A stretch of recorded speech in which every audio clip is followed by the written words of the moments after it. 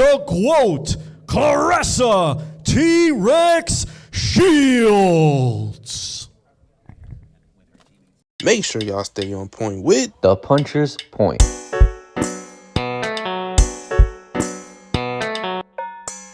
What is good, y'all? Welcome back to The Puncher's Point. We have another prediction episode for you guys. We got the GWOAT Claressa Shields going up against Danielle Perkins for the WBC, the WBO, the WBF, and the IBF Women's Heavyweight Championships. Now, Claressa Shields coming off of a very impressive second-round TKO over Vanessa Lepaige in her heavyweight debut. And now, she is going to be making her second appearance at heavyweight, trying to collect more gold. For Danielle Perkins, she is going to be trying to claim that heavyweight gold. So, with that being said, let's get straight into it. Let's start off with Claressa Shields. Claressa Shields, 15-0, and overall, she's got a lot of great strengths. Obviously, a pure boxer. She got very fast hands. She has a very good right hook. But the one thing that I'm impressed with when it comes to Claressa Shields is her aggression, is how she's able to be the aggressor in almost every single fight she's in. See, with Claressa Shields, she's the aggressor. She loves pushing her opponents on the rope. She loves pushing them back. And I feel like with Claressa Shields, every single fight she's in, her opponents are fighting her fight. It's never the other way around. She controls the tempo, she controls the pace, and she controls how this fight is going to go, and that's why she is so dominant in that ring. She might not have the knockouts to prove it, but overall, she has enough respectable power to where opponents are kind of wary on what to do next. That, to me, is very, very impressive from Claressa Shields. The other thing is her accuracy. It seems like she's always picking the right shots. You know, she's very, very versatile. She can attack you from up top. She can attack you from the body. And her accuracy, it's like she always knows where to hit them, whether that's counterpunching, whether that's her coming forward and pushing the pace and the pressure. She's always picking those open shots, and she always hits them very, very well. She's such an accurate fighter. And she's also very patient. You know, you don't see that a lot of days with women boxers. A lot of women boxers, a lot of them are aggressors. A lot of them aren't as patient as they should be, but she is very, very patient. Like I said, she's an aggressor. She can push the pace, but she can also wait and pick that right moment to land a counterpunch. She did it in the Vanessa Lepaige fight in the first knockdown. She was on the ropes. She picked the right shot, and she hit Vanessa Lepaige, rocked her, and then she knocked her down. So overall, Claressa Shields can fight any way that she wants to. If she wants to be patient and wait for that punch, she can do that. If she wants to push the pace, she can do that as well. And that is why she is the GWOAT, because all of her opponents fight at the pace that she wants them to fight. It's not the other way around. She's got a very good jab. Her jab be sticking. It just sticks. It's not like other jabs where it's just quick and simple. Her jab sticks. And I can argue that her jab is probably equally as powerful as her power punches. She's got very good stamina. She can go 12 rounds with you. Obviously, majority of her fights have went the distance. She can go 12 rounds with you. And overall, she just got great counterpunching ability. She has all the tools, basically. Now, what are the weaknesses? Well, there's not many, but when we point to sometimes she gets a little wild with her power shots, and sometimes that leads to sloppy footwork, in my opinion. You know, she's got decent footwork, but sometimes when she's just throwing haymakers, you know, she's just swinging for the fences, sometimes I feel like her footwork kind of starts to deteriorate. That, and sometimes she'd be relying too much on her jab. Now, recently at heavyweight, overall, she's 1-for-1, one knockout in the heavyweight division. So overall, I can't say that about the heavyweight division or as heavyweight Claressa Shields. I can't really say that yet. But from what I've seen, in most of her fights, she's relied sometimes too much on her boxing ability and not enough on her power, because she has the power. I'm going to say that right now. She has the power to do it. It's just a matter of, is she going to use it a lot more in heavyweight? I'm not going to lie to you. Heavyweight Claressa Shields, she seems like she's translating very, very well to heavyweight, probably better than she did at middleweight. So when I really look at it, I really do like Claressa Shields at heavyweight, and I think it fits her a lot better. Now, with that being said, Danielle Perkins, is she a threat to Claressa Shields? We're going to answer that question. 5-0, 2 knockouts. Now, if we're looking at Perkins' strengths, her strengths are she's got a very good left hand and she's got a very good right hook. Those are her two biggest strengths, in my opinion. She's got decent body work, and she's very good with fighting off the back foot. Not many fighters are good at that, but she's very good at fighting off of that back foot. You know, I think she relies on that very heavily, and that's one of her defensive tactics that she likes the best. And last but not least, she's physically built well for heavyweight. We talk about Claressa Shields. This woman is physically imposing for heavyweights. We're talking about a woman who's over 6 foot tall and she's got a 74-inch reach. Claressa Shields has never fought an opponent. As far as measurements and metrics, she has never fought an opponent that physically imposing who is basically toppling her in height and is beating her in reach. So I'm very interested to see how Claressa Shields is going to fight her fight against Danielle Perkins, somebody who is physically ahead of her as far as height and reach. I'm dying to see if Claressa Shields maybe goes to the body a lot more. If she's going to take it up to the top. I want to see how she fights this fight.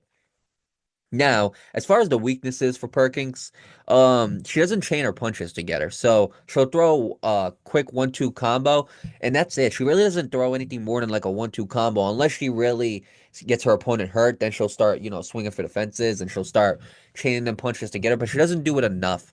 And I think in a fight against Claressa Shields, you have to chain your punches together. You have to throw your punches in bunches because that's how you're gonna fend Claressa Shields off of you. She relies too much on her counterpunching ability and not much on defense. So I talked about her fighting off of her back foot, which is one of her defensive tools.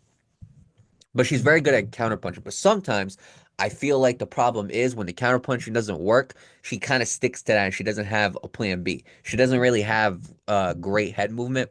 And I've seen in fights where a quicker fighter was able to land some punches on her, and because her counterpunching ability wasn't fast enough for that fighter, she kind of looked a little lackluster on defense. And last but not least, she struggles against fighters with hand speed. I will say that. If we're talking about some fighter with hand speed, Claressa Shields got some of the fastest hands in women's boxing.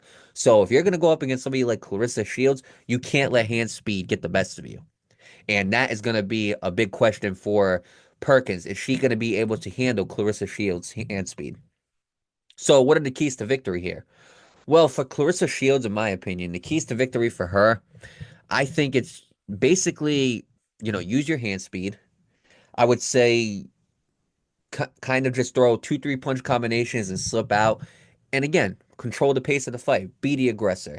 And on top of that, just land your counter punches. I would say as long as Claressa Shields does that, I think she's going to end this pretty fairly and pretty easily. Now, as far as Perkins, does she have any chance of beating Shields? I think her best chance is, again, it's all about who's going to push the pace. So I say that is a big one. Make sure you control the pace of the fight. Make sure you control the speed. And the other key I would have for Perkins is find the right opportunities to counterpunch. Wait till Claressa Shields gets a little wild with her swings. Then you can counterpunch her. I feel like her footwork, as far as fighting off the back foot, it's not as good as Perkins. So I would say try to rely on that, but again, it's only gonna get you so far. You're gonna have to improve your defense, which means head movement, cutting angles, all that type of stuff. She's gonna have to be the best version of herself to beat Claressa Shields. But if I had to point to maybe 2 keys to victory, I would say basically control the pace and attack the opportunities that Claressa Shields presents to you.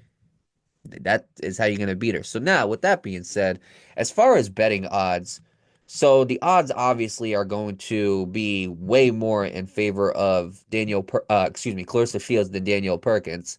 So these odds, they got Claressa Shields at minus 2,400, and they have Danielle Perkins at plus 810. So if you ask me, they have the method of victories. If we're looking at that, they have Claressa Shields by decision at minus 390, with that being the most likely decision according to the betting odds of FanDuel. And they have the least likely is going to be basically Danielle Perkins winning by decision at plus 2,500. So you ask me, what do I think is going to happen? I think this fight's going to end exactly how the Vanessa Lepaige fight ended. I think we're going to see Claressa Shields by a second or third round KO. I think what's going to happen is they're going to feel each other out a little bit in the first round. It's not going to take Claressa Shields long to figure out.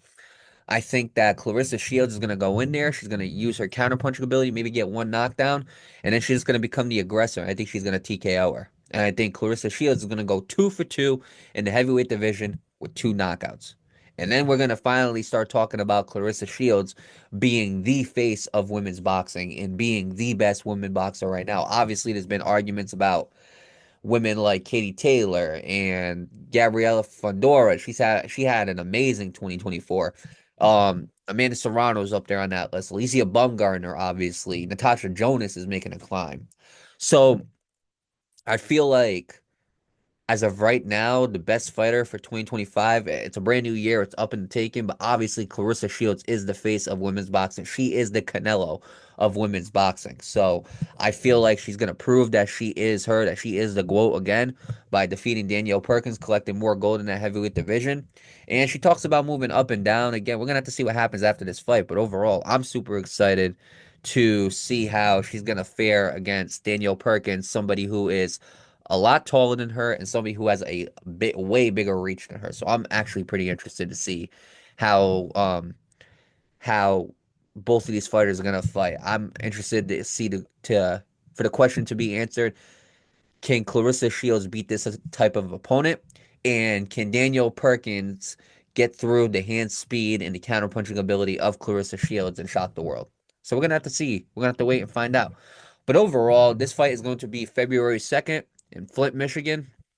Again, it's going to be for the WBC, the WBO, the IBF, and the WBF heavyweight championship for the women. So make sure y'all definitely tune into that fight. February 2nd, the GWOAT is back. So make sure y'all definitely tune into that fight. And last but not least, make sure y'all keep on tuning into women's boxing. We've done a lot of women's boxing predictions, a lot of post-fight reactions. Overall, make sure y'all go definitely check that out on our channel. We did a previous Claressa Shields fight, so make sure y'all definitely go check that out as well. And last but not least, make sure y'all continue to tune into the Puncher's Point. We're going to keep on bringing you guys the content that y'all deserve. So with that being said, make sure y'all stay on point with the Puncher's Point.